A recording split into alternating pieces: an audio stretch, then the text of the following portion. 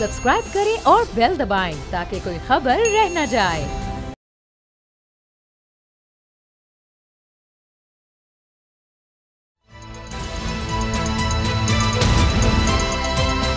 अब पता चला। बिस्मिल्लाहिर्रहमानिर्रहीम, अस्सलाम वालेकुम। मैं हूं मोहम्मद उसामा गाजी और आप देख रहे हैं अब पता चला।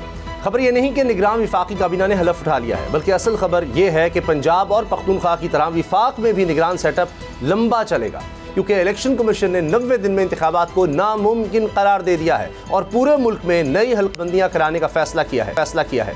नई हल्काबंदियों का शेड्यूल भी जारी कर दिया गया है, जिसके मुताबिक 14 दिसंबर तक नई हल्काबंदियों को हतमी शक्ल दी जाएगी, जिसके बाद इंतखाबी शेड्यूल का ऐलान किया जाएगा।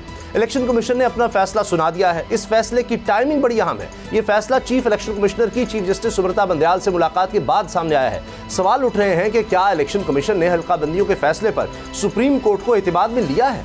दूसरी तरफ सुप्रीम कोर्ट बार एसोसिएशन ने भी अदालत में दरखास्त दायर कर रखी है। बार सदर आबिद जुबैरी ने आइन के आर्टिकल 184(3) के तहत दायर दरखास्त में आम इंतखाबात 90 रोज में कराने और नई हल्काबंदियों के तहत कराने का मुश्तरका मफादात कौंसिल का फैसला चैलेंज किया है। अब देखना यह है कि सुप्रीम कोर्ट 14 मई की तरह फिर कोई फैसला सुनाएगी या नहीं।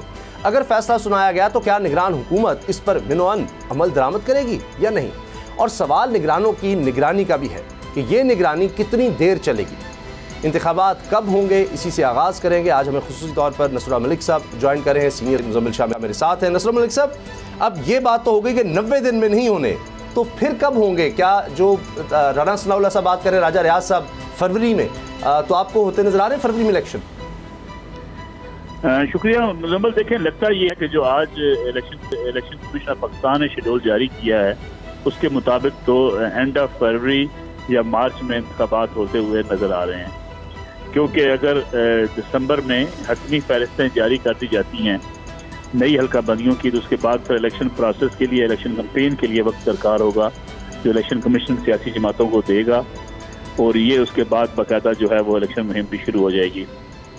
क्योंकि जो एतराज़ात के हवाले से वक्त दिया गया है वो भी, और उसके बाद जो हल्काबंदियों का जो पूरा अमल है, इसको 4 माह का अर्सा दरकार है। तो ये कहना कि 90 रोज में इंतखाबात हो सकेंगे, मेरा ख्याल है आप इस पे इलेक्शन कमीशन के इस फैसले के बाद 90 रोज के इंतखाबात तो नहीं हो सकेंगे। अलबत्ता सियासी जमातें ये समझती हैं, जिसमें मुस्लिम लीग नून और पीपल्स पार्टी दोनों शामिल हैं, दोनों बड़ी सियासी जमातें, कि ये इंतखाबात फरवरी के आखिर में या मार्च में हो जाने चाहिए। तहरीक इंसाफ को अब भी ये उनको गुमान है या उनको शक है इस बात का कि इंतखाबात कहीं उससे भी आगे ना चले जाएं, क्योंकि तहरीक इंसाफ बारहा ये बात कह चुकी है कि इंतखाबात मुकर्रर वक्त पर भी नहीं होंगे, और उसके बाद जो मार्च की बात की जा रही है उससे भी इंतखाबात कहीं आगे ना चले जाएं। तो बज़ाहिर तो ये लग रहा है कि निगरान हुकूमत मुकम्मल हो चुकी है वफाक की सतह पे, उनके तमाम जो कैबिनेट वो भी अब सामने आ गई है। इलेक्शन कमीशन ने भी अपना प्रोसेस शुरू कर दिया है।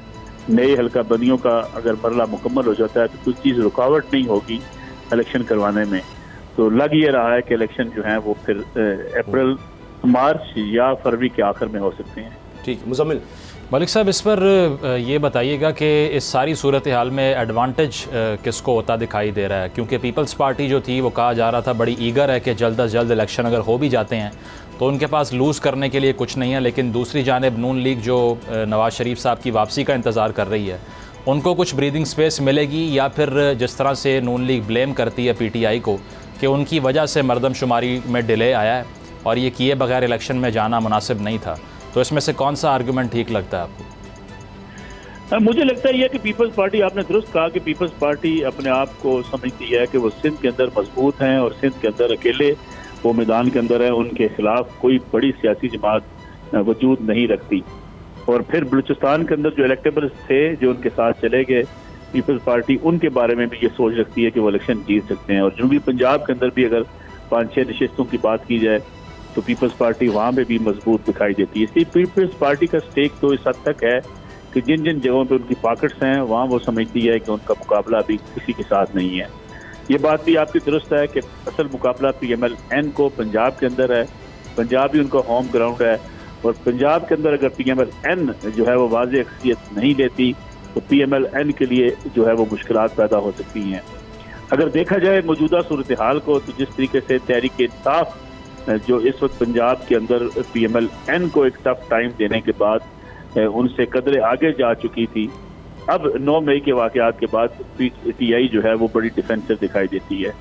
2018 के इलेक्शन में तमाम इलेक्टेबल्स जो थे जनूबी पंजाब के, जंग, सरगोदा और इन एरियाज के, चिन्योट के एरियाज के और मुल्तान के एरियाज के, साहिवाल में जो सारे शामिल करवा दिए गए थे पाकिस्तान तहरीक इंसाफ के साथ, वो इस बार पाकिस्तान तहरीक इंसाफ के साथ मौजूद नहीं है। फिर बड़े शहरों के अंदर भी जो बड़े बड़े प्लेयर्स हो सकते थे सियासी मैदान के अंदर, जो फाइनेंशियली सपोर्ट करते थे PTI को, वो भी PTI के अब साथ नहीं है। फिर इमरान खान साहब की डिस्क्वालिफिकेशन का मामला अगर इलेक्शन तक मौजूद रहता है तो पीपल्स पार्टी के अंदर लीडरशिप का एक बड़ा फुकदान होगा, और अगर इमरान खान खुद कैंपेन चलाने की पोजीशन में नहीं होते तो PMLN के लिए ये फिर मौका होगा कि पंजाब में वो पीपल्स पार्टी और PTI दोनों को शिकस्त दे के यहाँ पे अपने लिए अच्छी जगह बना सकती हैं। तो मैं समझता हूँ अब PMLN भी कंफर्ट दिखाई देती है, खासतौर पे इमरान खान साहब के फैसले के बाद, और पीपल्स पार्टी भी कंफर्ट दिखाई देती है। हाँ, अलबत्ता मियां नवाज शरीफ का मामला जो अभी तक दरमियान में है, क्योंकि ये कहा जा रहा है कि PMLN के लिए तो शायद इक़्तिदार का रास्ता आसान हो गया है, मियां नवाज शरीफ की वज़ारत उज़्मा का जो रास्ता है वो कदरे अब भी मुश्किल है, क्योंकि अगर मियां नवाज शरीफ वापस आते हैं तो उन्हें अदालतों से रिलीफ में लेना पड़ेगा, बाद अदालतों में जाना पड़ेगा। अगरचे PMLN एक कानूनी नुकता उठाती है कि उनकी 5 साल की सजा मुकम्मल हो चुकी है, लेकिन मुकम्मल फैसले को सेटिस्फाइड करना पड़ेगा। लेकिन अगर उस वक्त तक राना सनाउल्लाह तो कह चुके हैं कि गारंटी मिल चुकी है और 0% हो चुका है, उनके लिए कोई भी किसी तरह का खतरा कुछ भी नहीं है, तो हर तरह की गारंटी तो मौजूद है। मेरे ख्याल में पाकिस्तान में जीरो रिस्क कहना जो है वो बड़ा मुश्किल एक चीज़ है। जीरो रिस्क किसी भी सियासतदान के हवाले से नहीं कहा जा सकता। अगर आप 6 माह पहले चले जाएं तो के बारे में कुछ सोच भी नहीं सकता था, तो जो है वो डिस्क्वालीफाई हो जाएंगी या कुछ सजा हो जाएगी या इस किस्म के मुकदमात में वो फंसेंगे, क्योंकि पूरी पार्टी जो है वो इस कदर दबाव का शिकार हो जाएगी। अगरचे इक़्तिदार से निकलने के बाद रास्ते काफ़ी हद तक बंद हो चुके थे, लेकिन 9 मई की वाक़यात ने पाकिस्तान की सियासत को बदल कर रख दिया। तो मैं समझता हूँ कि राना सनाउल्लाह साहब समझते हैं कि उनके लिए अब कोई भी खतरा नहीं है मियां नवाज शरीफ के लिए, लेकिन अगेन ये एक बड़ा पेचीदा मसला है। उनकी पेंडिंग्स हैं इस्लामाबाद में पिटिशन जो है उनके हवाले से भी उनकी बरीयत होना है। फिर अगर उसके खिलाफ जो है मामलात आगे बढ़ते हैं, जैसे मैंने पहले अर्ज किया कि शायद जो पिछले दिनों को माहौल है वो हमें कुछ अलार्मिंग सिचुएशन ये भी दिखाता है कि मियां शहबाज शरीफ साहब के लिए तो शायद इक़्तिदार में आना आसान है, मियां नवाज शरीफ के लिए अभी भी मुश्किल है, क्योंकि मियां नवाज शरीफ ये समझते हैं कि अगर इंतखाबात होते हैं, अगर कोई नई इत्तेहादी हुकूमत बनती है, उसमें PMLN लीडिंग पोजीशन में होती है, फिर वज़ारत उज़्मा जो है वो मियां नवाज शरीफ के पास होनी चाहिए। ये फैसला मुझे अभी तक डाउटफुल दिखाई देता है कि PMLN इक़्तिदार में आ सकती है, क्या मियां नवाज शरीफ इक़्तिदार में आ सकते हैं, ये बड़ा कबल वक्त है। सही ज़रूर। मलिक साहब, इसको जिस तरह से आप कह रहे हैं कि नून लीग के लिए रास्ता आसान है नवाज शरीफ साहब के अलावा इक़्तिदार तक पहुँचने का, लेकिन जो निगरान वज़ीर आज़म की तकर्री हुई है इसको तो बहुत से हल्के ये कह रहे हैं कि ये डिफ़ीट है PMLN की। शहबाज शरीफ साहब भी किसी और को चाह रहे थे लेकिन वैसा हो नहीं सका। तो आपको लगता है कि इस तकर्री के बाद भी नून लीग कॉन्फिडेंस फील करती है कि हम गवर्नमेंट फॉर्म कर सकते हैं नेक्स्ट इलेक्शन में? मेरे ख्याल में निगरान सेटअप में एक बड़ा मसला था वो सियासी जमातों के लिए, मुल्क की इस्टेब्लिशमेंट के लिए, कि निगरान सेटअप ऐसा हो जिस पर बहुत ज़्यादा एतराज़ात सामने ना आए। तो उसमें काफ़ी हद तक मैं समझता हूँ हुकूमत ने कामयाबी हासिल की है। ये कहना कि बिल्कुल मियां नवाज शरीफ या शहबाज शरीफ साहब जो है वो निगरान हुकूमतों में ऑन बोर्ड नहीं थे, मुझे ये बात दुरुस्त नहीं लगती है। मेरा ख्याल है अगर देखा जाए, काबीना को भी देखा जाए और हुकूमत की जो इस वक्त हुकूमत साजी हुई है उसके मुताबिक भी अगर देखा जाए तो ज़रूर वो ख्वाहिशात शायद पूरी नहीं हुई जो मुस्लिम लीग नवाज रखती थी, लेकिन ऐसा भी नहीं है कि मुस्लिम लीग नवाज जो है वो मुकम्मल इस खेल से या इस मैदान से आउट हो चुकी है। फिर इस्टेब्लिशमेंट के लिए भी एक बड़ा मसला है। वो मसला ये है कि PMLN उनके साथ अगर नहीं चलती, पीपल्स पार्टी अगर उनके साथ नहीं चलती, PTI के साथ उनकी राहें जुदा हो चुकी हैं, तो इस्टेब्लिशमेंट फिर पॉलिटिकल निज़ाम को कैसे लेकर आगे चल सकेगी। तो मेरे ख्याल में अब PMLN भी किसी हद तक जो है वो वक्त की ज़रूरत बन चुकी है और PMLN इस वक्त की ज़रूरत बनने का फ़ायदा ज़रूर उठाने की कोशिश करेगी। यानी इस्टेब्लिशमेंट को सबको साथ लेकर चलना होगा, सबने आगे साथ चलना है। तो ये जो निगरान सेटअप आया है, इसमें आप क्या समझते हैं कि सबको कुछ हिस्सा मिला है, सब मुतमईन है इससे? मेरे ख्याल में काफ़ी हद तक मुतमिन है। पीपल्स पार्टी को भी इस पे इत्मीनान है, PMLN को भी अपनी सारी ख्वाहिशात के बावजूद इत्मीनान है, और जिस चीज़ की तवक्को की जा रही थी PMLN के खिलाफ कोई ऐसा कोई माहौल बन सकता है, मेरे ख्याल में वो भी नहीं है। अनवारुल्लाह काकड़ साहब भी जो है वो PMLN के जो है हमायत याफ्ता हैं। ये नहीं कि अनवारुल्लाह काकड़ साहब को PMLN ने कोई मुखालफत की है। तो मैं समझता हूँ कि इस्टेब्लिशमेंट और PMLN को अगर आप देखें तो एक ही सफ़े पे आजकल देखा जा सकता है। तो इसलिए ये कहना कि कोई इख्तिलाफ हुआ बड़ा काबीना की सतह पर आपको लगता है कि जिस तरह जलील अब्बास जिलानी साहब का बतौर वज़ीर ख़ारजा होना कहा जा रहा था, शायद पीपल्स पार्टी इनको चाह रही थी, एक वक्त में खबरें थीं कि ये प्राइम मिनिस्टर बन जाए, तो इस तरह कहीं ना कहीं कुछ लोग ऐसे एडजस्ट हो गए हैं? मेरे ख्याल में काफ़ी लोग एडजस्ट हो गए हैं। अगरचे एक वजारत दाखिला जो थी वो बहरहाल सरफराज बुगटी साहब का पहले रोज़ ही नाम आ गया था, और सरफराज बुगटी साहब को 2 हवालों से देखा जा सकता है। सारी नॉन पॉलिटिकल काबीना, उसमें एक सरफराज बुगटी साहब पॉलिटिकल आदमी हैं, और उसकी बुनियादी वजूहात में से 2 बड़ी वजूहात ये हैं कि एक वो अनवारुल्लाह काकड़ साहब के भी बहुत करीबी समझे जाते हैं, उनके करीबी दोस्त हैं, उनके साथ उनका एक बड़ा भरपूर एतमाद का और दोस्ती का रिश्ता है। फिर इस्टेब्लिशमेंट के साथ भी उनके बड़े अच्छे तल्लुकात रहे हैं। और तीसरी बात यह है कि ख़ासतौर पर टेररिज्म और लॉ एंड ऑर्डर को हैंडल करने के हवाले से भी एक वसी तजर्बा है, और वो आपको पता है इस मुल्क के अंदर टेररिज्म का जब मसला हो तो फिर सिक्योरिटी इदारे और हुकूमतें और सियासतदान ऑन बोर्ड होकर ही कुछ फैसले कर सकती हैं। तो मेरे ख्याल में सरफराज बुगटी साहब इन सारे मामला से गुजर चुके हैं, इसलिए बुगटी साहब ही तरजीह हो सकते थे कि उन्हें वजारत दाखिला दी जाएगी। बाकी जितने वफाकी वज़रा हैं, काबीना आई, अगर उसको देखा जाए, मुर्तज़ा सोलंकी साहब को पीपल्स पार्टी और PMLN की भी हमायत हासिल थी, इसलिए ये कहना कि पीपल्स पार्टी और PMLN जो है वो बिल्कुल आउट है निगरान काबीना से, मेरे ख्याल में ये दुरुस्त नहीं है। अलबत्ता ये ज़रूर कोशिश की गई इस्टेब्लिशमेंट ने और हुकूमत ने और पीपल्स पार्टी और PDM की जमातों ने भी कि कोई ऐसी काबीना ज़रूर आ जाए जिस पे बहुत ज़्यादा एतराज़ात ना हो। तो मेरा ख्याल है आने वाले दिनों में भी आपको लगेगा कि शायद बहुत ज़्यादा एतराज़ात सामने नहीं आएंगे। ठीक, यानी जिस तरह हम उमर सैफ साहब देखते हैं IT के हैं, तो वो नून लीग के काफ़ी करीब या उनके दौर में भी अहम पोजीशंस पर हैं। मुज़म्मिल मलिक साहब, ऑन लाइटर नोट, आपने सोलंकी साहब की जगह वज़ीर इत्तलात बनने का नहीं सोचा खुद?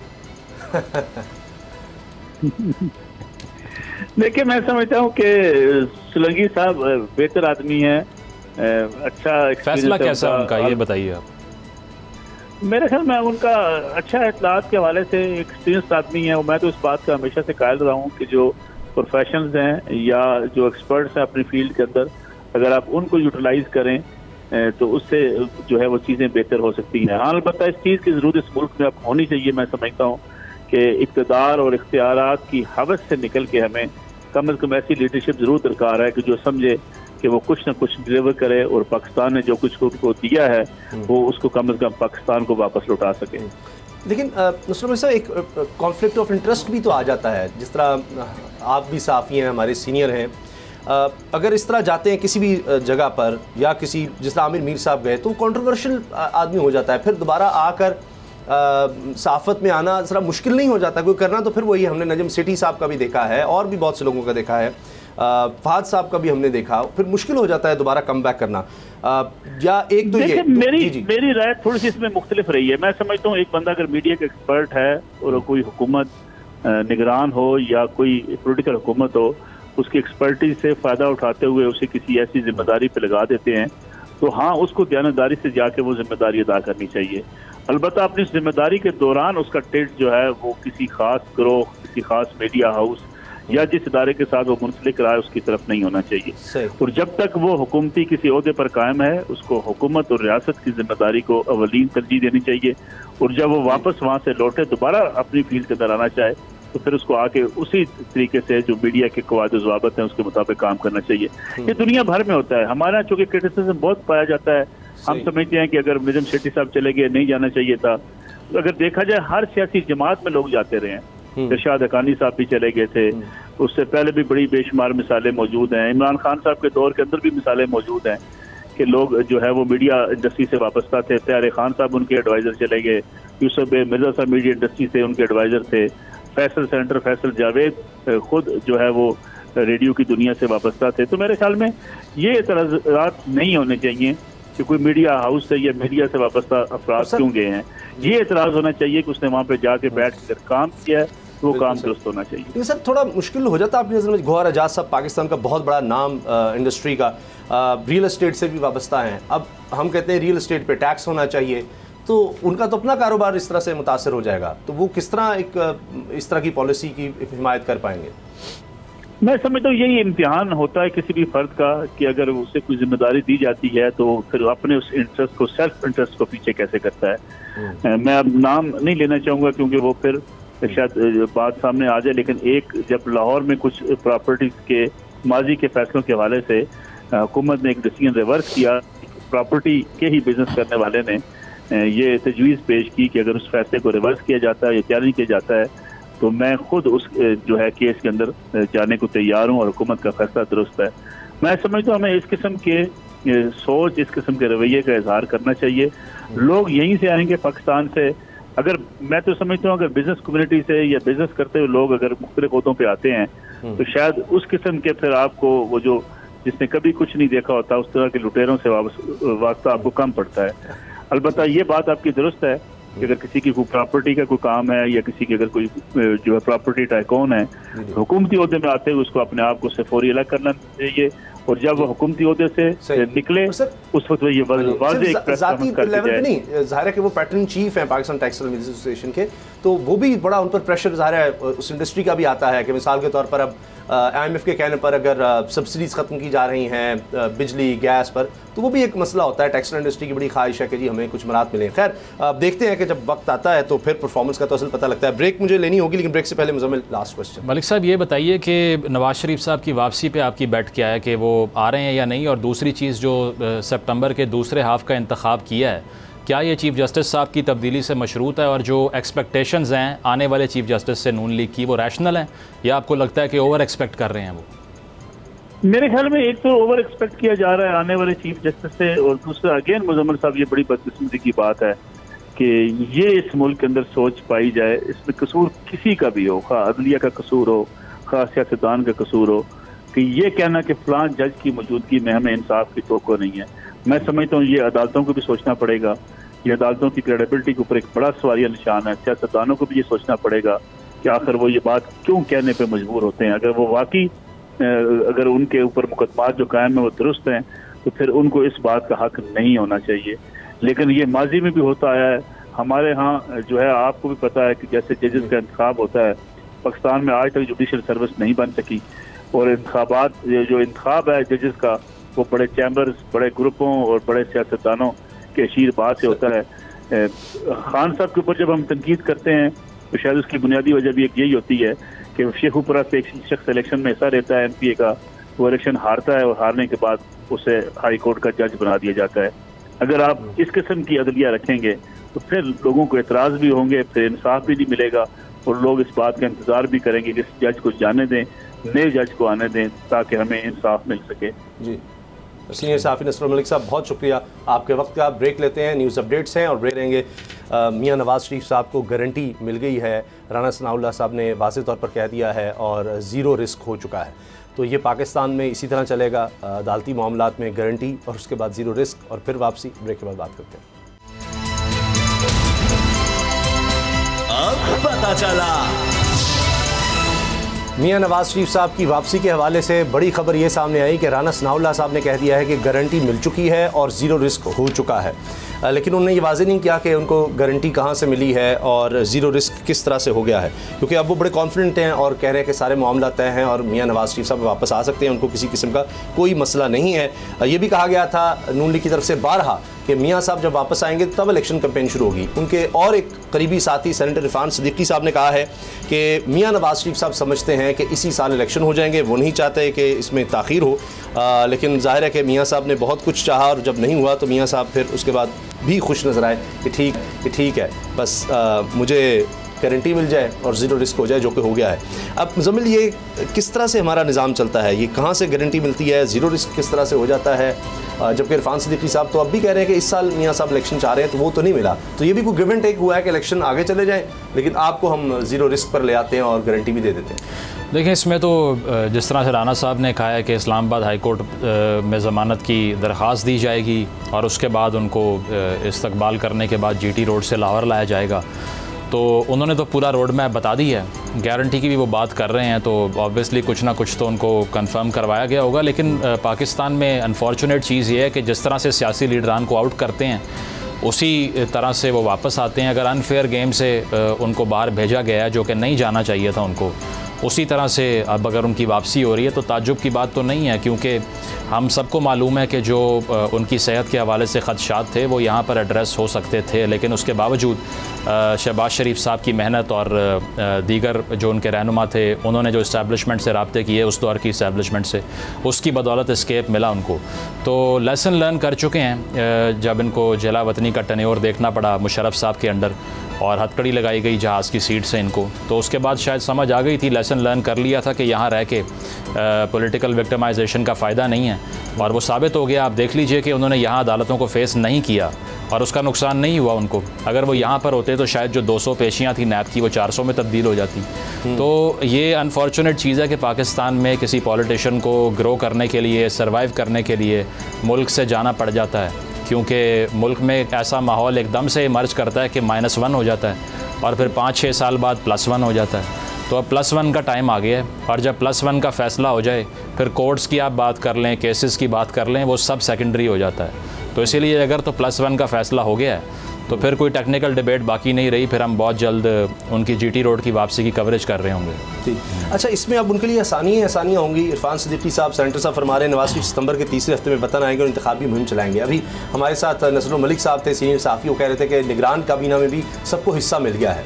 तो ये हिस्से मिल रहे हैं निगरान काबीना में, जिस तरह हमने खैबर पख्तूनख्वा में सुना था, उसी तरह हम विफाक में देख रहे हैं, सबको अपना अपना हिस्सा मिल रहा है। तो बड़ा ये 6 महीने जो नज़र आ रहा है, अगर 6 महीने होते हैं तो ये भी बड़े अच्छे गुजरेंगे, और उसके बाद इनके लिए जिनके लिए अब गारंटियां हैं या ज़ीरो रिस्क हो चुका है, उनके लिए सब आसानियाँ, उनके लिए बिल्कुल सब कुछ ओपन है।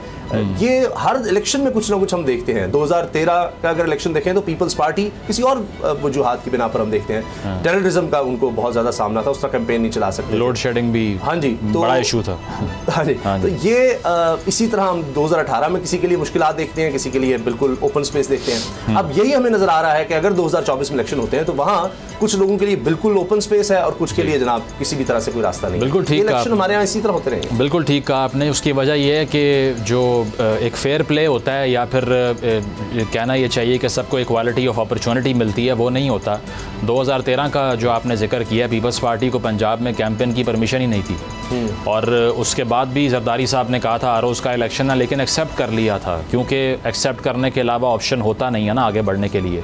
और अब अगर हम बात करें तो इसी तरह अब है कि PMLN जो कि पंजाब के अंदर, साउथ पंजाब के अंदर वफ़ादारियाँ तब्दील करवाई जा रही थी, फ़ोन आ रहे थे कि आपने इस पार्टी का टिकट नहीं लेना, अब जो है वो सूरत हाल यकसर मुख्तलिफ हो चुकी है। अब ये है कि जिस स्पीड से बहुत से साउथ पंजाब के रहनुमा शामिल हुए थे PTI में, उसी स्पीड से बाहर आ गए हैं और दूसरी पार्टीज़ का टिकट सीख कर रहे हैं। तो वोट तो तब पड़ेगा उन पार्टीज़ को जब उम्मीदवार होगा ना मैदान में। अगर मैं बाहर जा रहा हूँ वोट देने के लिए, उम्मीदवार ही मौजूद नहीं है या है ही नहीं, तो ऑब्वियसली मेरे पास तो ऑप्शन नहीं बचती। तो यहाँ पर पॉलिटिकल मैनूवरिंग होती है, और निगरान काबीना की अगर हम बात करें, ये कभी भी उस तरह से न्यूट्रल नहीं रही। बेशक आप वज़ीर आज़म किसी न्यूट्रल शख्सियत को लगा दें, लेकिन जो आउट गोइंग गवर्नमेंट होती है हमेशा वो अपने सूटेबल लोगों को प्रेफर करके जाती है। अगर तो इतनी न्यूट्रलिटी सिस्टम में होती तो निगरान गवर्नमेंट की ज़रूरत पेश ही ना आती, जिस तरह से फर्स्ट वर्ल्ड कंट्रीज़ में नहीं होता इस तरह, क्योंकि सिस्टम परफॉर्म कर रहा होता है, लोग उस पर ट्रस्ट करते हैं। मगर सिस्टम जहाँ जाए निगरान सेटअप कुछ नहीं कर पाता। 2013 में अगर ये हम देखें तो पीपल्स पार्टी की सेहत तो थी, नहीं कर पाया, नून लीग आ गई। 2018 में नून लीग और पीपल्स पार्टी थे, मगर वो उस तरह कुछ नहीं कर पाए, दोनों ही। हालांकि जो निगरान वज़ीर आज़म बने थे वो नॉन कॉन्ट्रोवर्शियल थे उस टाइम भी। तो ये है कि मेरा नहीं ख्याल इससे इतना फ़र्क पड़ता है, और हिस्ट्री पाकिस्तान की यही बताती है कि जो आउटगोइंग गवर्नमेंट है वो अपने लिए हालात जो है वो बेहतर करके जाती है हमेशा से। अगर हम बल्दियाती इंतखाबात की भी बात कर लें, वो भी कभी न्यूट्रलिटी से नहीं हुए। सेंटर में जो गवर्नमेंट होती है वो मैनूवर कर लेती है और उसी को फ़ायदा पहुंचता है उससे। इसमें भी कामरान खान साहब सीनियर साफ़ी, आपको पता है कि वो वैसे तो हमेशा से वेल इन्फॉर्म्ड है, लेकिन आजकल बहुत ज़्यादा वेल इन्फॉर्म्ड है। बिल्कुल। तो एक दफ़ा फिर से तो वो ये कह रहे हैं कि इनडेफिनिट पीरियड के लिए है, गैर मुय्यना मुद्दत के लिए है ये निगरान सेटअप। तो ये जो फरवरी की बात हो रही है ये कोई ज़रूरी नहीं है कि 6 माह, और ये सब आगे चल सकता है। इसीलिए आपने भी जिस तरह शायद 2 दिन पहले बात कही थी कि बहुत से लोग चाह रहे हैं कि हम निगरान सेटअप में आ जाएं, जो हुकूमत में भी रहे हैं या अपोजिशन में भी रहे, उनको शायद नज़र आ रहा था कि ये निगरान सेटअप ही उसी तरह है जिस तरह पंजाब और खैबर पख्तूनख्वा का। तो पता नहीं बाद में किसने वक्त देखा है, अगर ये गुजरता है 6 महीने, साल, 2 साल, तो इसमें तो मज़े लें ना, उसके बाद जब बारी आएगी तो देखेंगे। तो ये अजीब बात नहीं है, इंडेफिनिट पीरियड तक अगर ये जाता है तो क्या ये जमातें खुश रहेंगी कि चलो हमारे बंदे भी तो एडजस्टेड हैं, हमारे लिए तो आसानियाँ हैं, और अगर कोई अपोजिशन है तो वो तब तक और अच्छी तरह माइनस हो जाएगी, कभी ना कभी तो इक़्तिदार हमें ही मिलेगा। नहीं, यकीनन तशवीश की बात है अगर ऐसा है, जो कि कहा यही जा रहा है कि ऐसा नहीं होगा। इलेक्शन कमीशन की अगर हम बात करें, जो आज की खबर है, अब वो यही है कि मिड दिसंबर में हम प्रोसेस को मुकम्मल कर लेंगे और उसके बाद जो है वो तकरीबन 2 से 3 माह का वक्त दरकार होता है और इंतखाबात करवाने के लिए हालात बन जाएंगे। लेकिन पहली चीज़ जो डेंट आया इसमें वो यही आया कि 2 रोज़ पहले जो असम्बली डिज़ोल्व की, उससे जो 60 दिनों की मुद्दत थी, जो बाइंडिंग मुद्दत थी, वो तो ख़त्म हो गई ना। सही। तो एक तो मैलाफाइडी इंटेंशन से शहबाज शरीफ साहब का असम्बली को 2 रोज़ पहले तहलील करना बहुत ही अनडेमोक्रेटिक फ़ैसला था। ये बात ये करते हैं कि हमें नहीं चाहिए था एक्स्ट्रा टाइम, हम अब तैयार हैं इलेक्शन के लिए, आज ऐलान हो जाए कल इलेक्शन लड़ लेंगे। लेकिन किसी एक बात में सदाकत नहीं है, क्योंकि जो एक्शन है वो बिल्कुल मुख्तलिफ है और अल्फाज मुख्तलिफ हैं। एक्शन आपका ये है कि आप 1 महीना लेने के लिए 2 रोज़ पहले असम्बली डिज़ोल्व करते हैं, लेकिन बाद में कहते हैं कि हम तो मुकम्मल तैयार हैं, जब मर्ज़ी करवा रहे हैं इलेक्शन। तो तैयारी नहीं है। और मियाँ साहब की वापसी के हवाले से, इलेक्शन की दौड़ में शामिल होने के हवाले से एक्सपेक्टेशन भी मुझे इतनी रैशनल लगती नहीं है। उसकी वजह यह है कि ये लोग ये समझते हैं कि जो इलेक्शन एक्ट में तरमीम है उसको बेस बना के हम ये कह सकते हैं कि डिस्क्वालिफिकेशन नल एंड वॉइड हो चुकी है। लेकिन जो एक्ट होता है वो हमेशा कॉन्स्टिट्यूशन के अंडर आता है। तो एक्ट जो है वो कॉन्स्टिट्यूशन को सुपरसीड नहीं कर सकता, कॉन्स्टिट्यूशनल अमेंडमेंट चाहिए होती है उसके लिए। तो सुप्रीम कोर्ट के फैसले के बाद उसकी कानूनी हैसियत भी स्टैंड नहीं करती। लेकिन अब इनकी जो वकला हज़रात हैं, लीगल टीम्स हैं, वो शायद मिस इन्फॉर्म कर रही हैं या वो तस्लीम करना नहीं चाहते कि ऐसा नहीं हो सकता, लेकिन उनकी एक्सेप्टेबिलिटी इतनी नज़र नहीं आती स्टेज पर। हम अगर तज्जिया भी करें किसी चीज़ का, या ये जो खदशात या इंडेफिनिट पीरियड, तो हमें तो वो एक पैटर्न नज़र आता है। मैंने अभी जो मेरे जहन में चीज़ें आई मैंने नोट कर ली। 5 कम अज़ कम ऐसे मुझे चीज़ें नज़र आती हैं कि जहाँ नज़र आ रहा है कि इलेक्शन आगे भी डिले मजीद हो सकते हैं। पहली चीज़ तो यह है कि 90 दिन वाला मामला हमने देखा पंजाब और खैबर पख्तूनख्वा के, उसको बाईपास किया गया, वहाँ से हमें नज़र आया एक दफ़ा पर आइन से बाहर आप चले गए। बिल्कुल। दूसरा, सुप्रीम कोर्ट ने भी 90 दिन से बाहर का ही कह दिया, वो भी 90 दिन के अंदर नहीं गए, तो खदशात तो पड़ेंगे जब वहाँ से भी फैसला है। फिर तीसरा आप देखिए कि इलेक्शन कमीशन ने कहा था कि अक्टूबर में इलेक्शन होंगे, सुप्रीम कोर्ट में जाकर कहा, ये वो भी अब हमें क्रॉस होता नजर आ रहा है, क्योंकि वो कह रहे हैं काउंसिल ऑफ कॉमन इंटरेस्ट ने हमें डायरेक्शन दे दी, हम क्या करें, उनके पास ये जवाब आ गया। फिर आप ये देखें कि किस तरह से मरदमशुमारी वाला जो मामला आता है, उसमें पहले पीपल्स पार्टी क्या कहती रही, लेकिन फिर अचानक उनका स्टांस चेंज होता है और अच्छा जी हल्का बंदियां कर लें। और फिर जो तहलील वाला मामला जिस तरह आपने कहा है, उससे भी हमें नजर आता है। तो हर तरह से हमें नजर आ रहा है कि ये मामला डिले, और हो सकता है कि 6 महीने से ऊपर चला जाए। मगर ये तो चले आप ले जाए 6 महीने से ऊपर, लेकिन जो इकोनॉमिक कंडीशंस हैं, अब ये जो खबर आई है, शहबाज राना साहब ने खबर दी है और बड़े ज़बरदस्त वो यानी पूरे फैक्ट्स के साथ बात करते हैं, उनकी खबर को डिनाई भी उस तरह से नहीं कर सका। वो आपको पता है सागडार साहब वाली खबर भी लेकर आए थे, तो बड़े लोगों ने डिनाई करने की कोशिश की, लेकिन कहीं ना कहीं बात दुरुस्त नजर आ रही थी। 3.5 साल में तहरीक इंसाफ के दौर में जितने कर्जे लिए गए डोमेस्टिक, उतने इन्होंने 15 महीने में, बल्कि उससे ज़्यादा ले लिए 15 महीने में। तो ये तो इनकी परफॉर्मेंस रही है। अब वो कर्ज इन्होंने उतारने होंगे ना, जो अब केयर टेकर सेटअप आएगा 6 महीने उन्हें चलाना है, अगर तो 3 महीने चले गुजर गए IMF के साथ, तो अब ये 6 महीने इन्होंने गुजारने हैं। नहीं, वो उतारने नहीं, मजीद लेने हैं। हाँ। तो ये अब 6 महीने में मजीद कर्ज लेंगे। अभी हम जो पेट्रोल की सूरत हाल देख रहे हैं, डॉलर की सूरत हाल देख रहे हैं, बिजली, गैस, खुराक, हर चीज़, तो ये अभी मजीद महंगी होनी है। डॉलर ऊपर जाएगा तो जाहिर है पेट्रोल की कीमत और ज़्यादा बढ़ेगी, वो आप एडजस्ट करेंगे तो और आगे आपके मामला जाएंगे। टैक्स आपको अगर और लगाना पड़ेंगे तो आप वही हम देख रहे हैं टैक्स लगेगा, नए लोगों पर तो लगाने की सूरत हाल नज़र नहीं आती इन 6 माह में। तो क्या ये सब संभाल लेगा निगरान सेटअप? और जो आसानियों की बात कर रहे हैं कि जो समझ रहे हैं हमारे लिए बड़ी आसानियाँ हो जाएगी, इलेक्शन हो जाएंगे, तो लोग जो हैं उनको जिस तरह वो एक फिल्म मुझे याद है मैन इन ब्लैक में वो विल स्मिथ को लगाते थे तो सब उनको गायब हो जाते, सब भूल जाते थे। तो कुछ ऐसा जादू चलाएंगे मियाँ साहब आकर या ये लोग के देखें जनाब, उसके बाद आप सब भूल जाएं कि हमने 1.5 साल में कितने कर्जे लिए थे या निगरान सेटअप वाला भी जो मामला है कितना आपके साथ बुरा हुआ है, सब आप भूल जाएं और बस हमें आकर आप वोट करें। देखिए ये 5 रीज़न्स जो आपने बताई हैं इससे तो इनकार हो नहीं सकता, लेकिन इससे भी बड़ी रीज़न ये है कि निगरान हुकूमत को मज़ीद इख्तियारात देना। अब इख्तियार तभी मिलता है जब आपने किसी गवर्नमेंट को रखना हो, उससे परफॉर्म करवाना हो और इलेक्शन मैटर्स जो हैं उसके अलावा भी गवर्नेंस करवानी हो, अदरवाइज़ उनको इख्तियार देने का कोई पॉइंट बनता नहीं है। तो ये लेजिस्लेशन करके जाना इस बात की एंडोर्समेंट है कि जो आउट गोइंग शहबाज शरीफ साहब की हुकूमत थी वो ये बता कर गई है आवाम को कि आने वाली हुकूमत फाइनेंसेस भी मैनेज करेगी, प्राइवेटाइजेशन को भी देखेगी, IMF से भी इंगेज करेगी, फॉरेन पॉलिसी भी डायरेक्ट करेगी। तो इसका मतलब यही था कि उनको अंडरस्टैंडिंग है कि this is going to last longer than it should. तो और वो हमें नज़र भी आ रहा है कि जिस तरह इलेक्शन कमीशन ने अभी अनाउंस कर दिया, कैसे राना सनाउल्लाह साहब को मालूम था, उन्होंने कैसे कह दिया ये इलेक्शन का साल नहीं है। अगर तो ECP इंडिपेंडेंट है और वो गवर्नमेंट से डायरेक्शन लेता नहीं है, आपको 1 हफ़्ते पहले कैसे पता था कि ये साल इलेक्शन का हो सकता ही नहीं है, 1% भी चांस नहीं है, और वैसा ही हुआ, ECP ने ऐलान कर दिया। तो ये चीज़ है कि लगता इसी तरह से है कि इसको एक्सटेंड करना है। और जहाँ तक इकनॉमिक कंडीशन की आपने बात की है, उसमें अगर कोई दोस्त ममालिक की तरफ से गारंटीज़ मिल जाएँ तो शायद कोई बेहतरी हो, लेकिन उसके अलावा कोई चांस नहीं है, क्योंकि कर्ज़ों के अलावा इकॉनमी को चलाने का अल्टरनेटिव है नहीं इनके पास। कल ही शायद सिद्दीकी साहब ने बड़ी खूबसूरत बात की थी कि जितने मर्जी हम कर्ज ले लें, 25 अरब डॉलर तो नहीं मिलेंगे। शॉर्ट टर्म सोल्यूशन है ना, ऑब्वियसली वो लॉन्ग टर्म नहीं, वो भी हम ज़ाया कर चुके हैं, तो कितने कोई मदद कर देगा जब तक हम खुद अपने आप में बेहतरी नहीं लाएंगे।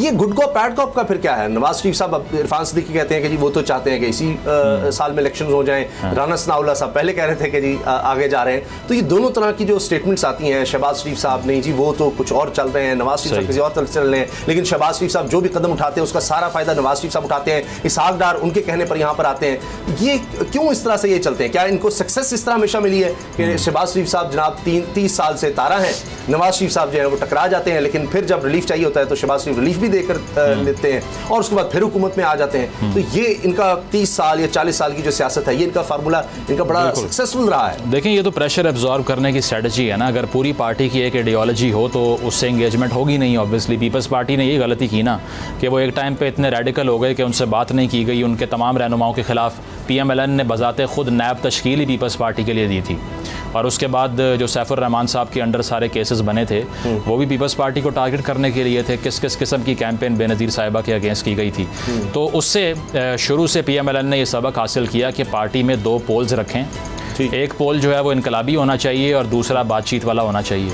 अब फ़र्क सिर्फ ये है कि जो बातचीत वाला है वो प्रिवेल कर गया है। जिस तरह मैंने कल आपको बताया था कि नवाज़ शरीफ साहब के हवाले से खबर आ रही है कि उन्होंने कोई ख़ास एतराज़ नहीं किया निगरान वजारत उज़्मा के हवाले से, तो फिर तो ये थ्योरी भी फ़ेल हो जाती है कि वो जो है वो नज़रियाती सियासत जो कर रहे थे या जो वो कह रहे थे कि मैंने इंगेज नहीं करना पावरफुल क्वार्टर से, इसका मतलब ये है कि अगर उनको गारंटीज़ दी जा रही हैं कि आप आएँ कोई हाथ नहीं लगाएगा, इट इज़ क्लियर कि he has the safe passage. जो कह देना वही करेंगे जो शहबाज शरीफ साहब ने किया है, वो भी अब आंख का तारा बनेंगे। तो उनको वो नजरियाती तब होता है जब वो हुकूमत नजर आती है, तो फिर वो नजरियाती तारा तो पहले से अब चांद बनना चाहेंगे। 30 साल हो गए कहते हैं अब मेरी बारी है। अब आखिर में हम बात करते हैं पाकिस्तान के एक ऐसे सिस्टम की कि 76 साल से कोई भी इसको ठीक नहीं कर सका, और वो है कि हम जुल्म होता देखते हैं, घरेलू मुलाजमा, बच्चियाँ, छोटी छोटी बच्चियाँ, और ये हमारा एक माशरे का अलमिया बन गया है कि पता नहीं ये आज तक ग़ुलामी चल रही है, ये क्या है कि गरीब माँ बाप हैं, मजबूरन वो बच्चों को किसी घर में रखवा देते हैं कि चलो इनको खुराक तो मिलेगी, तनख्वाह मिले ना मिले, क्योंकि हम इस काबिल ही नहीं। जो रियासत की बुनियादी जिम्मेदारी है, ना इनको पढ़ाया जा सकता है, ना इनको कोई सहूलत खाने पीने की मिल सकती है, तो माँ बाप ये करते हैं। उसके बाद पता नहीं इनको क्या समझ लिया जाता है। अब पहले तो रिजवाना का केस था, अब रानीपुर में मुलाजमा कत्ल केस सामने आया है, और आप देखें कि हमारा सिस्टम काम कैसे करता है कि वो फौरी तौर पर, यानी ऑटोमेटिक एक सिस्टम है जो मजलूम के साथ नहीं खड़ा होता, वो फौरी तौर पर ऐसे शिफ्ट करता है अपने आप को, और जिसने जुल्म किया होता है वो सब उसके लिए सहूलतकार बन जाते हैं। पहली मिसाल आप देखें कि SHO को गिरफ्तार किया गया, इसको मुअत्तल किया गया था क्योंकि कहा जा रहा है इसने लापरवाही की। भाई इसने तो केस ही नहीं बनने दिया, इसने तो जा कर के जी वो ये बच्ची है, हाँ जी ये बीमार होकर इसका इंतकाल हुआ है। और फिर आप देखिए दूसरा काम कि डॉक्टर ने भी रिपोर्ट ये दे दी कि जी ये बच्ची बीमारी की वजह से मरी है, इसका इंतकाल बीमारी की वजह से हुआ है, और फिर इस वजह से पुलिस ने मेडिकल और पोस्टमार्टम नहीं कराया। इसमें पुलिस भी मिली होती है, उसके बाद वहाँ पर आगे भी पैसे चले जाते हैं। डॉक्टर साहब को भी पुलिस बताती है ये पोस्टमार्टम आपने करना है, पता नहीं पैसे पकड़ लिए जो भी ज़रूरत आपने, बल्कि पोस्टमार्टम की तरफ जाने ही नहीं देना। तो अब वो साहब भी, वो डॉक्टर जो हैं उनको भी पकड़ लिया गया है। मुज़म्मिल ये तब हुआ है जब ये मीडिया में चीज़ आ गई है। पता नहीं कितने ऐसे केसेस होंगे जो अगर मीडिया में नहीं आते तो इसी तरह से पैसे के ज़रिए, या वो देखते हैं कि अच्छा पैसा हमें कहाँ से आएगा, तो सिस्टम उस तरफ शिफ्ट हो जाता है। देखें, this is the complete failure of the state जो आपने बात की है ना, उसकी वजह यह है कि कॉन्स्टिट्यूशन में ये लिखा हुआ है कि हर गवर्नमेंट का ये फ़र्ज़ है कि वो फ्री एजुकेशन फ़राहम करे बच्चों को। अब 2.5 करोड़ बच्चा पाकिस्तान में स्कूलों से बाहर फिर रहा है और वो वल्नरेबल बच्चे हैं जो स्ट्रीट चिल्ड्रन हैं। अब गलियों में या फिर चाइल्ड लेबर करते हुए, लोगों के घरों में काम करते हुए उनके साथ कुछ भी हो जाए, क्या उनके पेरेंट्स स्टैंड ले सकते हैं जब उनको पता है कि शेल्टर भी मिल रहा है, बच्चों को खाना भी मिल रहा है, हमें भी चंद तनख्वाह के मद में पैसे मिल रहे हैं, तो वो नहीं केस फाइट कर सकते। अब पाकिस्तान के अंदर ये स्टैट है कि 33 लाख बच्चे चाइल्ड लेबर करते हैं, 3.3 मिलियन। और इसके अलावा सिंध में जहाँ ये वाक़या पेश आया जिसका आपने जिक्र किया, जिसकी CCTV फुटेज जो है वो दिल दहला देने वाली है, मुझसे देखी नहीं जा रही थी, हम प्ले नहीं कर सकते व्यूअर्स की वजह से कि वो डिस्क्रिप्शन होती है। लेकिन इवन सिंध के अंदर अगर हम बात करें तो 5 से 14 साल की उम्र के 21 बच्चे चाइल्ड लेबर कर रहे हैं, यानी कि तकरीबन 10 में से 3 बच्चे जो हैं वो घरों में काम कर रहे हैं जब उनको स्कूल में होना चाहिए स्टेज के ऊपर। और घरों के अंदर जब आप बच्चों को छोड़ के चले जाते हैं स्टेज पे, तो कौन गारंटी करता है उनकी सेफ्टी को? और इसके अलावा आपको क्या इल्म है कि वहाँ उनको अब्यूज़ किया जा रहा है, क्या हो क्या रहा है उनके साथ? इस बच्ची की जो आपने मिसाल दी है, घर वालों को फ़ोन आता है कि उसके पेट में दर्द थी, आप आके ले लें उसको, तो आके देखा ये है, तो उसकी जो सूरत हाल है वो फुटेज में भी वाज़ेह है। तो मैं तो समझता हूँ कि ये बिल्कुल एब्सेंस है गवर्नमेंट की रिट का, और वो फ्री एजुकेशन प्रोवाइड नहीं करते, इसीलिए इन बच्चों को काम करना पड़ता है इतनी अर्ली स्टेज के ऊपर। और ये जो मुल्ज़िमान हैं इनके साथ जो किसी भी किस्म का इनको एस्केप नहीं मिलना चाहिए, एक एग्जांपल सेट करनी चाहिए। अब वो जज साहब जो रिजवाना तशद्दुद केस में उनको भी OSD बनाया गया है, लेकिन अब आकर बात यह है कि ये वाक़यात रोकने के लिए बिल्कुल सज़ाएँ अपनी जगह हैं, लेकिन जो मुज़म्मिल ने बात की कि जो बच्चे हमारे बाहर हैं, 2.5 करोड़ बच्चे स्कूल से बाहर हैं, उनकी स्कूलिंग, उनकी एजुकेशन के साथ सेहत, खुराक, उसका ख्याल जब तक नहीं किया जाएगा तो क्या हम इस तरह के केस रोक सकेंगे? इजाज़त दीजिए, अल्लाह हाफ़िज़।